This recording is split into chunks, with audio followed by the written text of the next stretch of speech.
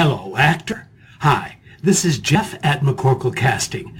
Congratulations. I now want to offer you the job that you auditioned for.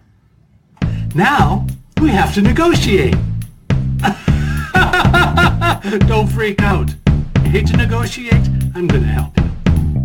This is Casting Actors Cast. Each episode takes you behind the scenes and answers your questions about the business of show. Please don't forget to subscribe and like wherever you get your podcasts. Now here's the host of Casting Actors Cast, Jeffrey Dreisbach. Well, hello, and welcome to another episode of Casting Actors Cast. I'm Jeffrey Dreisbach, casting director in New York with McCorkle Casting. How are you doing? I hope you're having a really good day. I'm having a great day, and I'm really looking forward to sharing with you some information about negotiating. So we're naming this podcast Hate to Negotiate? ?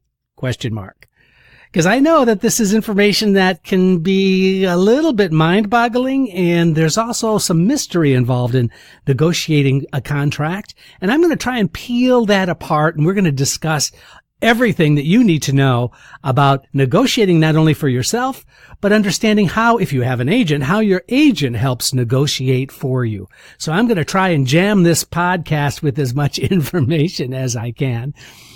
Before we do that, this is that moment in the podcast where I want to say thank you so very, very much. I'm just thrilled that we're well into over 13,000 downloads of Casting Actors Cast ever since we started. I had one mission in mind when I started doing this podcast, and I thought, and I shared with you that if there was a bunch of people out there willing to listen and want to tune in on a regular basis, I'm happy to do this. And there are no sponsors, although, I'm kind of thinking maybe we should consider getting a sponsor. So if you have any ideas, come on, share those with me, will you please? But I purposely don't advertise. I don't leave the podcast open for outside advertisements to be thrown in there. I'm not asking you for money, nothing like that at all. I want to keep this as easy and open and available to you as possible. I don't want to inundate you with all kinds of stuff, but everything has a cost factor, right? So the cost factor would be if you wouldn't mind doing me a huge, huge favor, and that is going to the YouTube channel, Casting Actors Cast channel on YouTube, and taking a look at a couple of those episodes. Every time I do a YouTube video of the podcast, like I'm doing right now, I'm trying to improve some of those video effects and making sure that the technology is easy enough on the eyes and on the ears so that you can listen and kind of see how maybe there's some nonverbal communication that I'm sharing with you when I'm doing the video. So if there is interest in checking it out, it would mean a lot to me if you could do a thumbs up, give me a review, a like, whatever, all those kind of positive things that you can do. That's just huge incentive for me to want to continue to do this. So I appreciate that. And then finally going to castingactorscast.com, which is the website.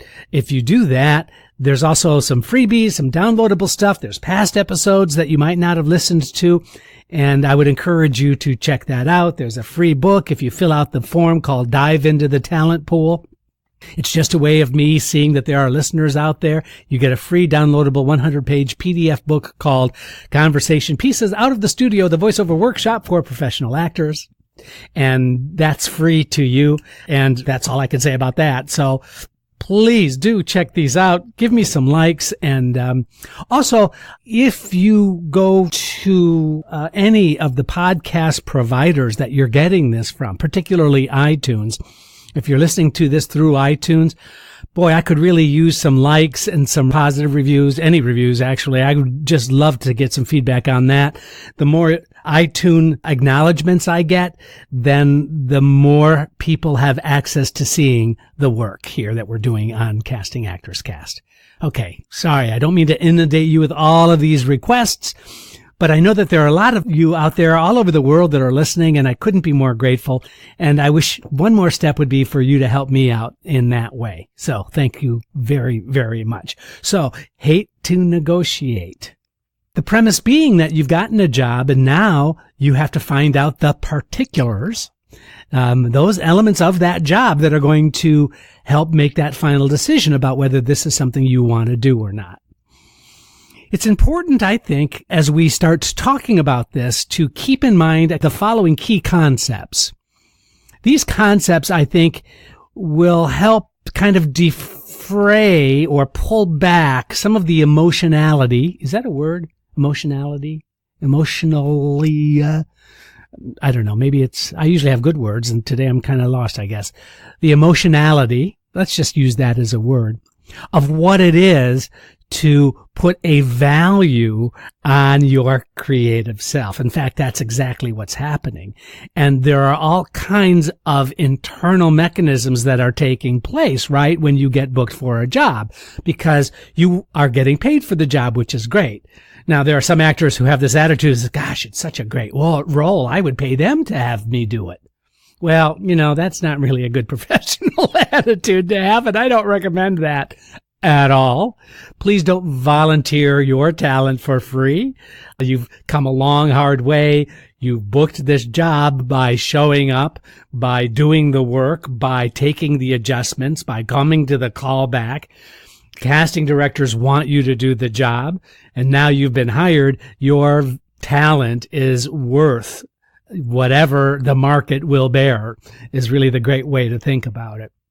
But I think sometimes we turn it emotionally, saying, gosh, if I asked for too much money for the part and I don't get it, then I've lost the part and I really want the part. Well, you know what? Producers sometimes know that too. And that's why they have an obligation to make sure that they come under budget if they can, or at least hit their budget. See, it might interest you to know that when we do feature film work, as an example, that we're given a very specific budget to work with for the actors that we hire. Now, if it's a small film, for example, if it's not a lot of money or it's a micro-budgeted feature film, most of the time it will be what's called scale. Scale being the SAG-AFTRA minimum for the budget of that movie. So there's a daily rate and then there's a weekly rate. So you might be hired on a daily, you might be hired on a weekly, you might be hired for the whole picture because it's a larger role. It kind of comes down to not having a lot of negotiating room, especially where money is concerned, if you're doing one of those small budget pictures. That brings me to this concept, which is called favored nations. And favored nations, I don't know where the origin of that phrase came, but favored nations really says that everyone on the project is being paid the same, regardless. Now, this applies to theater projects that we've worked on. This also applies to film projects. This does not necessarily apply to television projects. But it applies to film projects, for example, if it's a smaller or a medium-sized budgeted film and there are favored nations contracts. Let's say there are 5 characters that appear in almost every scene, for example. The idea being is that we're paying everybody the same. Everybody gets the same amount of money. Everybody gets the same perks. Everyone gets the same travel arrangements and per diem being a daily rate for other expenditures like food. Lodging, for the most part, is also taken care of. The same for theater. The per diem is not necessarily there, but housing for the actor, if it's a LORT theater, if it's a national tour, then there is a per diem involved. So there are some wiggle room in some of those areas, but some of that is already completely laid out and dictated by the unions, meaning you don't have a lot of negotiating room for your contracts. Now, television, of course, is a different animal. That you do a television pilot or you're just hired to do, let's say, an episodic television. Those budgets for those roles are pretty much laid out already. So might behoove you to understand that what they offer you might be all that they have to offer you for those particular roles. Now, an agent and or manager would have that information and they can negotiate on your behalf.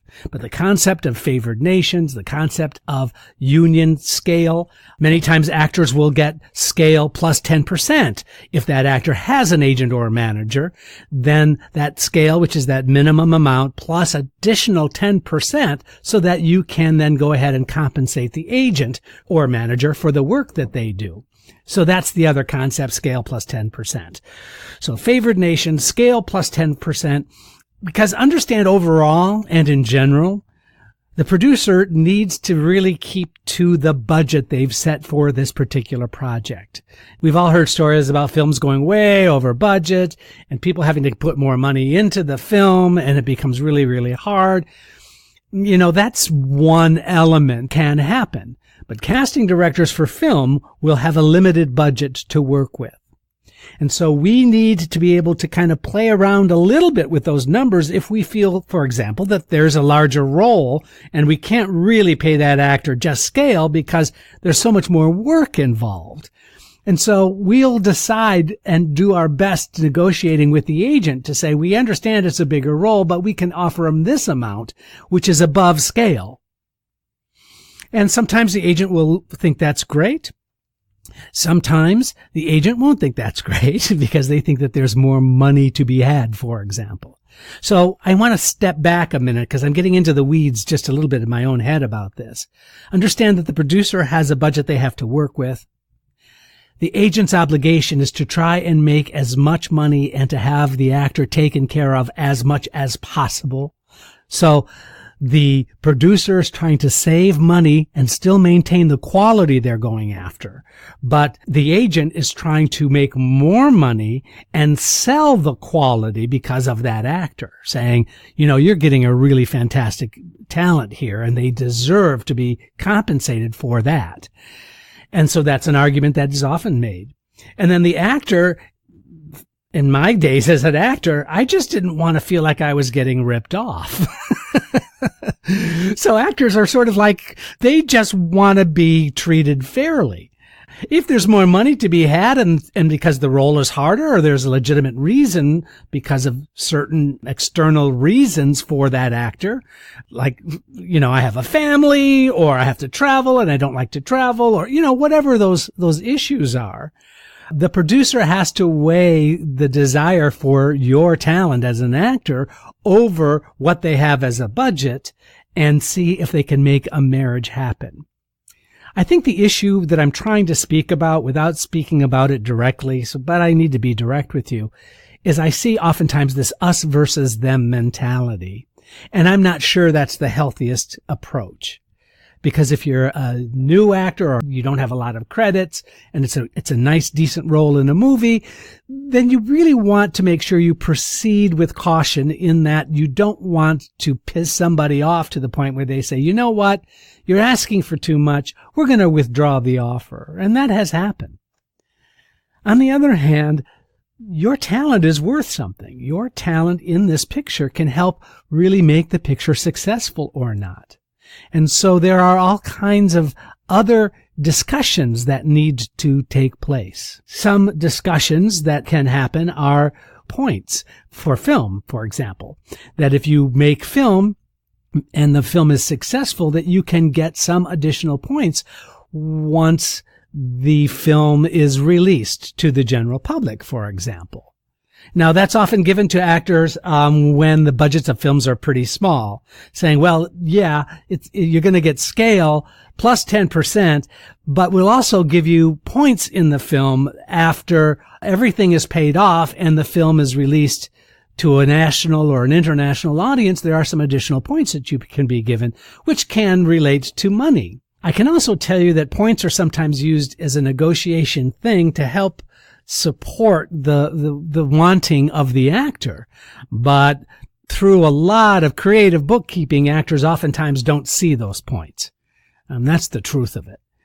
So you have to weigh that as well. Yet, yes, there may be a potential of actors making additional money if the film does well after everyone else gets paid.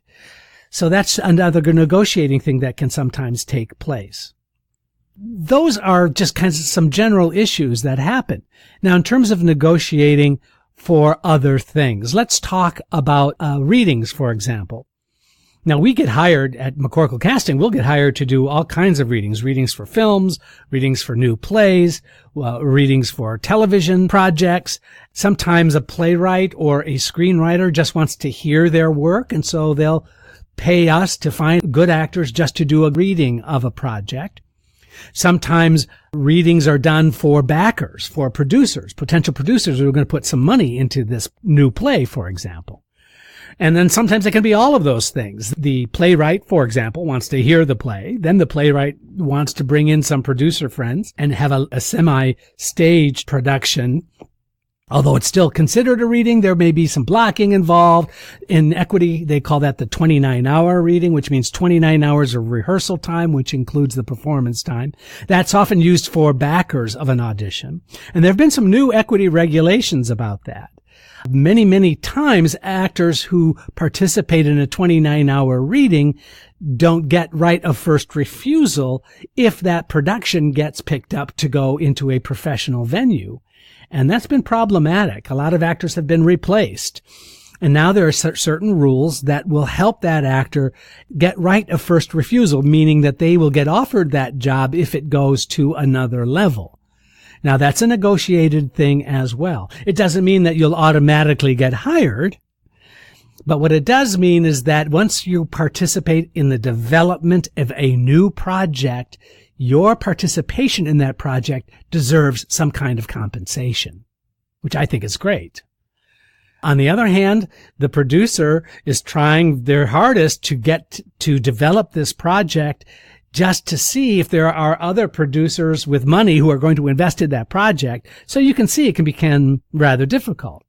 But we'll get hired to find a cast, and many actors will therefore ask for right of first refusal. Now, that may or may not be available to that actor. So it's usually on an individual basis based on who the actor is, but it's also based on the budget, whether it's a 29-hour reading or not, whether it's for producers to make money or whether it's just to hear the project. So there are many, many, many variables that take place in that particular scenario. So there are a few issues that I want to share just outright about negotiation in general. I mentioned earlier about that us versus them mentality, but also I can see the reason why actors deserve to be compensated for their work. There's just no question about that. But I can also take the view of the producer saying, you know, if I don't have actors who are in agreement about the money that we're able to pay them, then I'm not even going to be able to make this picture. Because a lot of the picture being successful or not depends on the actors that get hired, that we cast. It might interest you to know that when we get hired for a television project or for a feature film, we have our agent negotiate for us about what our compensation should be to cast the picture. And that varies all over the place because, well, you know, maybe there are some motion pictures that are strictly looking for celebrity status or well-known actors to participate in this picture. So we'll get hired to find celebrities or well-known actors. Sometimes that might not matter as much. So if it doesn't matter as much and we're able to kind of have a broader reach into the talent community, it might not take us as much time to find well-qualified talent. If actors don't have that name recognition value, then that movie has a harder time getting made only because, unless it's a fantastic story or extenuating reasons for this story to get made without known actors in it, it's really, really challenging sometimes for the casting people. So everyone has and wants their little stake and claim into this particular project. So if you keep all of those elements in mind, elements like favored nations, scale plus 10%, and if you have an agent, that's great. That agent is obligated and wants to get the best deal they can for you, and that's awesome. That's great. Some agents are really good at this. Some agents are really fair at this. Some agents, frankly, are not. Some agents think that they can just ask for stuff just for the sake of asking for stuff. And there are many times where we have to say, you know what?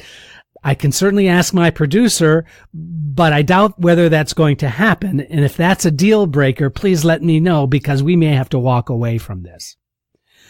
Agents pride themselves on being excellent negotiators, and that's great. We are also feeling that we are capable of negotiating well for the producer because they've hired us. It's not an us versus them. It's really has to do with what is fair. What is fair for the project? what is fair for the role, what is fair for the actor.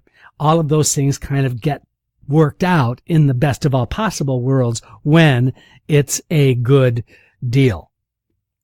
So there are three issues to bring up. Issue number one for a lot of actors is that money doesn't matter. I want to do the role in the first place. Well, that's just wrong. That's just a mistake. Money should matter. You should be paid for your talent. Number two, as I just said, fairness. Knowing that you've been hired and asked to do the job and it is a fair deal should be rewarding. It's not about winning or losing. It's about, in my mind, what is the fairest way to proceed. Nothing worse than working with another actor who is doing just as much work as you are and getting paid a lot more and finding out about that. That's just a terrible feeling. And a lot of times that does not happen. Make sure you analyze the source. Sometimes actors are a little more boastful about what they're making. There's all kinds of BS and nonsense that gets discussed. I guess the bottom line and the point number three, the third issue, is that really in terms of what there is to negotiate now, it's really not as flexible as you think. There really isn't just gobs of money sitting there waiting for you to ask for. There aren't those kinds of perks. It just don't happen that way. Budgets are much tighter now than they used to be. Your value is still wanted and appreciated, but you have to weigh that against whether the role is so special or unique. You brought your talent to it, and we want you. That doesn't mean that there aren't other talented people out there who are also able to do the job.